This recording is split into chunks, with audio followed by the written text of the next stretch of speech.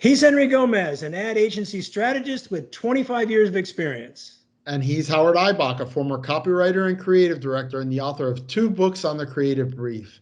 And together we're the Brief Brothers, having an ongoing discussion about creative briefs, briefing, and advertising. So Howard, we're back with another episode. And today I wanted to ask you a little bit. You've been telling me about this book that you're reading. It's not an advertising book. It's called Creativity Inc. by Ed Catmull. And it's about Pixar and I guess what is now Disney Pixar. And you see some things that perhaps we can learn in advertising from the story of Pixar and this story in this book. So why don't you tell me a little bit about that, and we'll go from there. Okay. Well, Henry, here's the book, and it's been out since 2014, so it's definitely not new. The subtitle is Overcoming that Stand in the Way of True Inspiration. And since what we really talk about most of the time is creative briefs and briefing and the inspiration that we need to bring to the brief, I started asking myself, okay, there's some great lessons that Ed Catmull, who is now retired, he retired, I think, in 2019 as president of both Pixar and then Disney Animation. Disney Animation bought Pixar, I don't know, about 10 years ago, 15 years ago. And he's outlining what he and his partners did, including Steve Jobs, which is, how they started, to foster and nurture creativity in the in this film industry, this amazing company that's put out dozens and dozens of award-winning films. And I started to ask myself, well, what can the advertising agency industry learn? What can we steal from what they've done with their animation studio? And now, because it's a book written in 2014, so what is that, 6-7 years old, I'm sure others in our industry have read it. I'm counting on them to have read it. I'm coming to this a little bit late. Nevertheless, I thought there are 3 lessons that I've identified out of the many in this book, and I thought, let's talk about them. Again, it's not an apples to apples comparison, and I get that. Nevertheless, I think there's some things that I'm wondering, why haven't we done more about? So the first lesson I thought was having good teams is more important than having a good idea.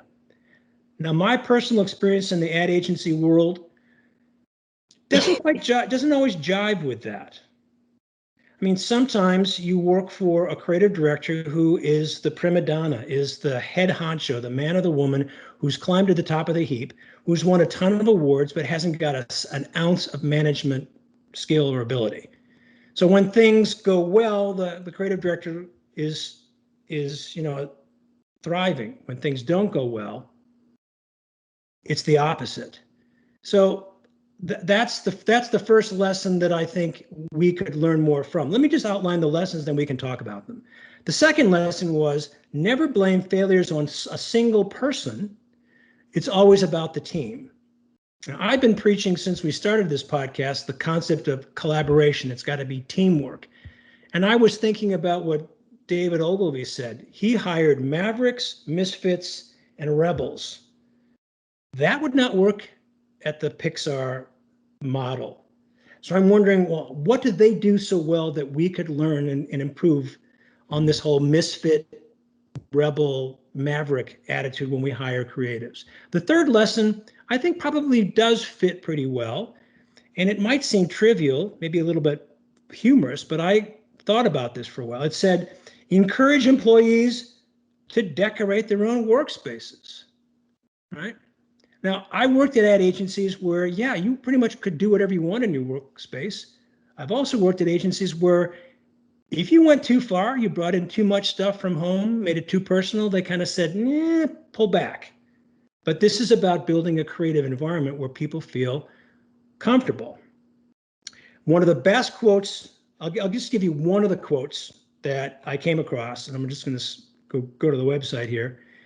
It says, if you give a good idea to a mediocre team, they will screw it up. If you give a mediocre idea to a brilliant team, they will either fix it or throw it away and come up with something new. So that really relates to the second point. So again, I think it was the first point. Yeah, that's right. The first point, having a good team is more important than a good idea. So again, I asked the question, And you're currently working at an ad agency. I used to work at an ad agency, but it's been a while. This is a brilliant studio. They put out award-winning products. They spend 3 to 5 years on one film. We don't have that luxury in the ad agency world. I get that. But there are some important lessons that I think Ed Catmull and his story about what Pixar has done to nurture creativity that ad agencies could learn from. So I just identified three. What is your take? No, look, there's always things that our industry can learn from other industries. I think that it's folly to assume, well, our industry is so different than any other industry. Obviously, Pixar's in a creative field and in a creative industry. That said, the pace of work is different. The scope of the projects is different. They can be really picky with who they hire and who they bring in, and we'll talk about that point in a second. So I think that there's certainly culture elements that you can bring in from something like Pixar to an ad agency and improve it, particularly when the agency doesn't have a good culture. I think culture at an ad agency is probably the most underrated tool.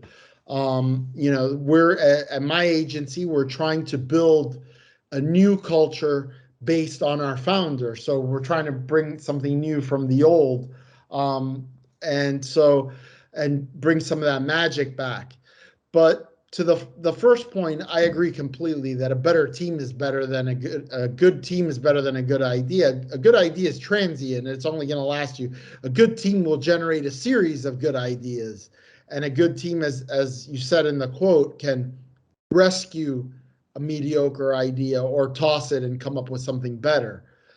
So definitely having the right people in place. I think our industry is a lot more competitive. If you're an illustrator, a storyteller, an animator, and in the movie business, the pinnacle is Pixar.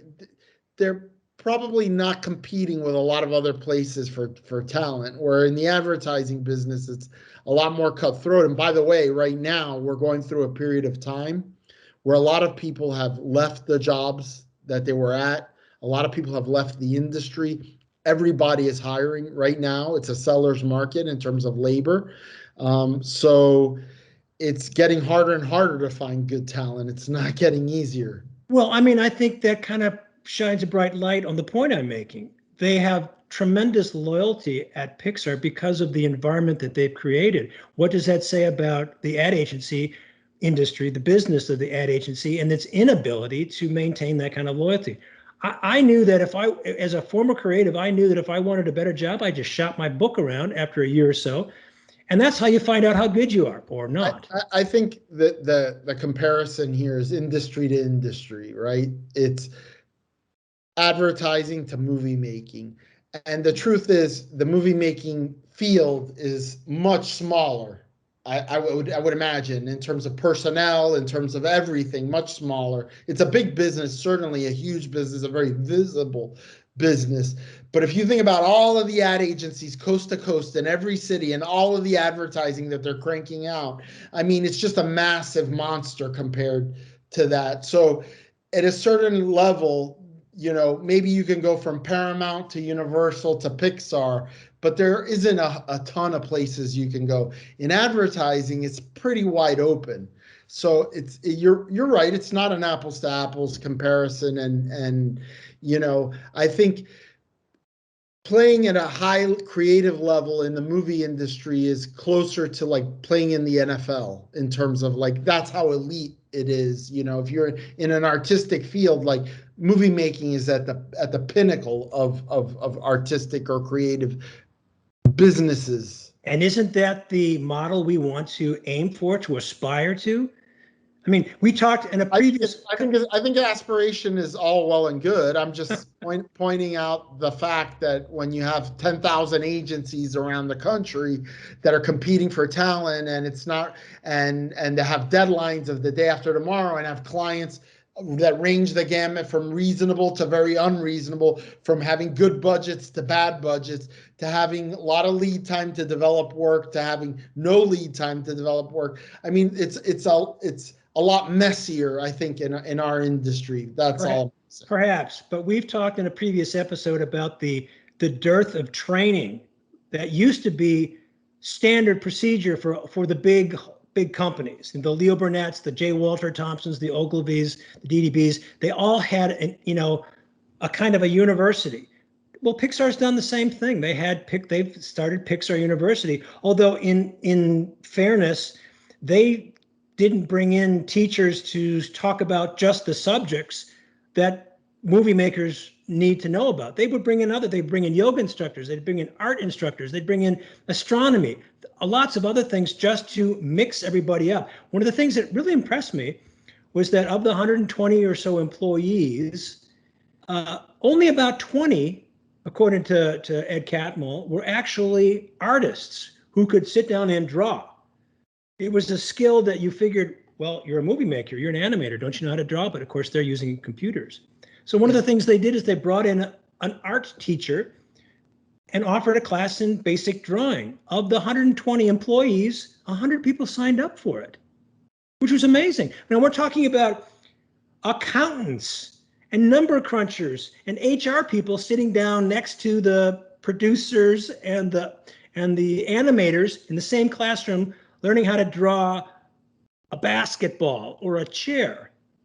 And one of the things that amazed me about this instructor who taught art was, she said, we have to learn how to shut down the left side of our brain because it's the analytical side.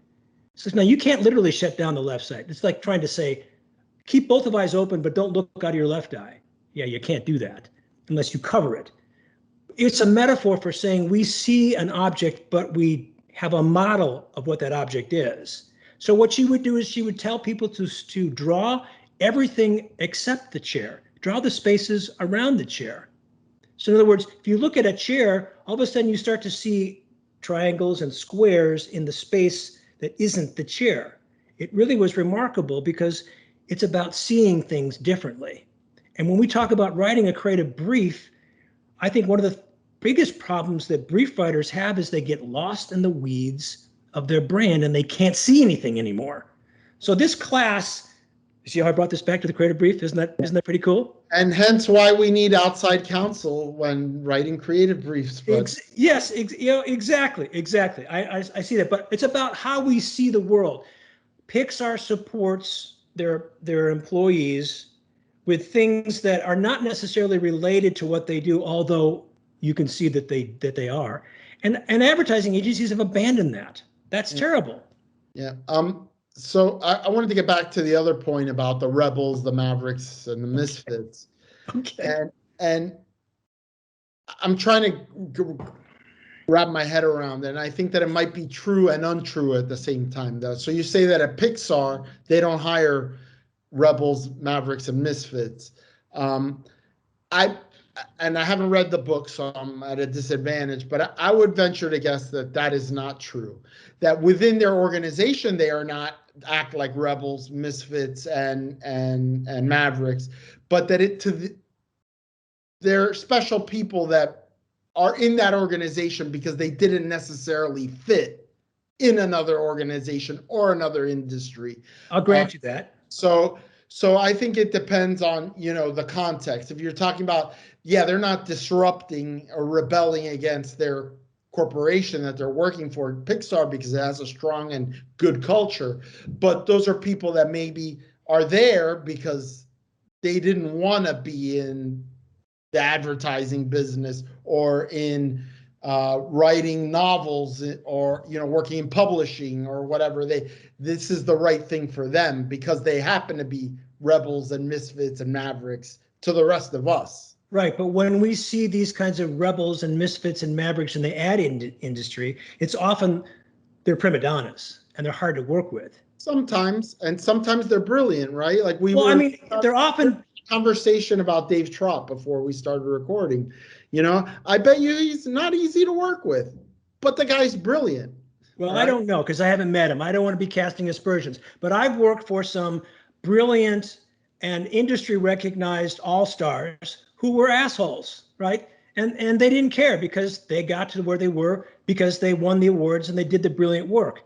But I don't think being a maverick is necessarily being an asshole, or being a rebel is necessarily being an asshole. So no, I think we're also conflating some of those things, yes, right? And I'm not trying to conflate rebel, maverick, and misfit with being a prima donna, but I'm saying that tends to happen more often in the ad industry than it does. It happens in the movie business too, with the directors, and I mean, let's talk about Harvey Weinstein. But not at Pixar. Not at Pixar, but they've got a culture that doesn't promote that actively tries to suppress that kind of prima donna attitude, and they've been able to prove themselves with quality films, award-winning films, money-making films. So that leads back to my question: what can the ad industry learn from Pixar that they're not doing as well? And we've already talked about the training as one aspect of it. It's about team building, not about the superstar.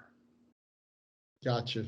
Well, I guess it just leaves me to have to read the book. Yes. Okay. Good stuff, Henry. Good stuff, Howard.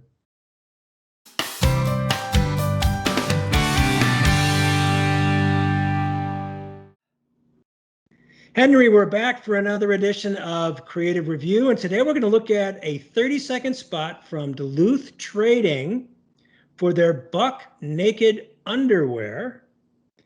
And it's from an agency in Madison, Wisconsin, my home state, called Planet Propaganda. It's a 30, so let's take a look. If your underwear feels like this, dun, dun, dun, dun, la, da, da, da, da, dun, dun, dun, dun, la, da, da, da, da, da, da, da, da, da, da, da, da, da. Get buck naked. The most comfortable underwear there is. Only at Duluth Trading. Okay.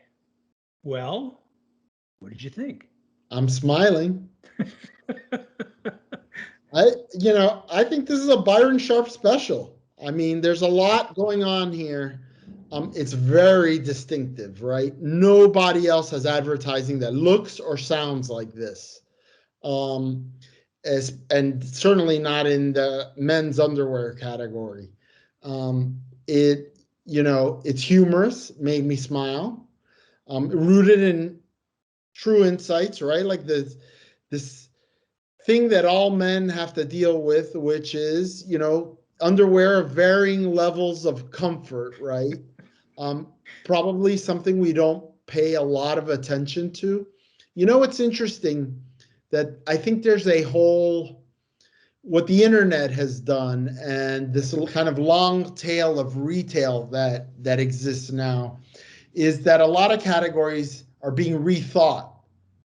Categories in which there were maybe a couple of major players before, like in this case could be Hanes and Fruit of the Loom and Jockey, right? Now there's people that are rethinking everything we thought we knew about the category, right? So from the fabric to the cut to the elastic to whatever. And it's not just in underwear, it's in shoes. It's in, like, I see a lot of this. Like I wear these shoes called Zero shoes, Zero with an X. Mm-hmm. And, a lot of things are being rethought. And it's almost like we're at a point in time as consumers where we have everything. It's almost like we're looking at things we already have and making them better. Like, okay, what's the real problem that I have? Well, my underwear's too tight, or, my package moves around in a way I don't like it to, or sticks to the side of my leg. And people are coming. Say that on this show? And I think so. Okay. And I think that people are coming up with solutions for this stuff and selling it. And it's and so I like it. I think that it's very distinctive, creates mental availability. Yeah. I've never seen Duluth Trading underwear in a store. At the end of the commercial, it says at Duluth stores or online. So I suppose that they haven't achieved maximum physical availability, right? Like that's when they're in Walmart, or at the very least in big department stores and on Amazon, et cetera. But I certainly creating mental availability. In my case, I saw that commercial today while I was getting a shave at the barber shop. You could tell I didn't get a haircut, but no, not next time either. But I was getting a shave and the commercial came on and it really intrigued me. So I watched it again, and now we watched it again for a third time. So yeah, I think it's great. I really like it. I'm struggling to figure out some way to disagree with you, Henry, and I just can't come up with anything. From a creative perspective, you've nailed it by saying that this is distinctive. I haven't seen any kind of, this is rough animation. This is not, it's not raw. It's just not polished, but they did it on purpose. Yeah. And I think the demographic, the customer is, I think we know who we're talking to here, you know. If you can fault them anything with the cause related or purpose driven advertising that is infecting our business, maybe this isn't a very diverse customer, but they know who they're talking to. Yeah. It's Duluth is up in the northern part of Minnesota. I used to live in Minneapolis. I'm from Wisconsin. I grew up in Milwaukee. I know this company. I've heard of it. They're down to earth. Salt of the earth, there's no pretense. And they're talking exactly that way to who their customer is in a way that a customer is going to get. It's honest. And it goes to show you, maybe they didn't have a big budget. You can do good creative, right? You can have you and I have had that discussion, right? About whether, budget should be on a brief or not. And my caution is I don't want them to come with a 3D animation CGI thing that's never gonna, like, if we got $50, I want them to know we got $50, so they bring me something like this, right, which is still a great idea, but is within the realm of what we could do with a production budget. And I'm not saying that this commercial cost $50. No, I'm sure that in its own way it had a cost, right? The voiceover was very professional, very well acted and done. The animation is rough, but it's intended to look rough, so it might have not been cheap, but it does get your attention. The fact that it is rough kind of is like, what is this? What are these line drawings that are moving around on my TV screen where I'm accustomed to seeing, space footage in 4K and, all the stuff that we have today? Well, we got to go back to Advertising 101 and ask that question. What is the fundamental purpose of advertising? And a lot of, when I do my workshops, a lot of my participants go right to the answer, oh, it's to sell. I said, that's number two. Number one is to get your attention. You got to get someone's attention before you can make any kind of sale. This accomplishes.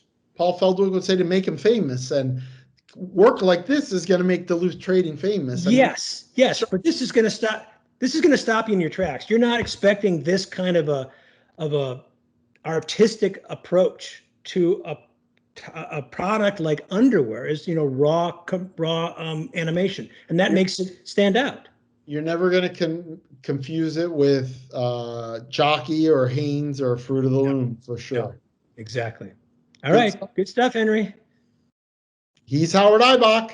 And he's Henry Gomez. And together, we're the Brief Brothers. Until next time, bye-bye.